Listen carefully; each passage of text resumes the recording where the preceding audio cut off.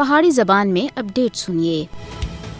مقبوضہ جموں کشمیر دی عوام 10 لاکھ تے زیادہ بھارتی فوجیاں دی موجودگی اور انہاں دی طرف تے پیدا کیتی گئی سنگین صورتحال دا سامنا کر رہے ہیں۔ بھارت پچھلے 75 سالاں دے زیادہ عرصے تے مقبوضہ جموں کشمیر وچ غیر قانونی طور دے اوتے قبضہ کیتا ہویا ہے اور 5 اگست 2019 وچ آرٹیکل 370 اور 35A دی منسوخی دے بعد تے مقبوضہ جموں کشمیر وچ انسانی حقوق دی خلاف ورزیاں وچ کئی گنا واضح ہو گیا ہے۔ مودی حکومت سن مقبوضہ جموں کشمیر وچ گزرے 3.5 سالاں وچ بنیادی انسانی حقوق دی خلاف ورزیاں دے تمام سابقہ ریکارڈ توڑ کے دین۔ بھارت سن مقبوضہ جموں کشمیر کو دنیا دی سب دے بڑی جیل وچ بٹا دیتا ہے۔ RSS دی حمایت والی مودی حکومت سن مقبوضہ جموں کشمیر دی عوام دے تمام بنیادی انسانی حقوق پامال کر کے دین۔ مقبوضہ جموں کشمیر وچ ہر کشمیری کو ہر دن معاشرہ تلاشیاں اور چھاپاں دے دوران وحشیانہ ظلم و جبر اور تشدد دا سامنا کرنا پے رہا ہے۔ بھارتی فوجیاں سن اج صبح ضلع پلوامہ دے ماتریگام علاقے وچ بڑے پیمانے دے اوتے محاصرے اور تلاشی دی ایک کاروائی شروع کیتی۔ تلاشی دے دوران فائرنگ دا تبادلہ بھی ہویا۔ قابض بھارتی حکام کشمیری عوام کو بغیر کسی جواز دے اوتے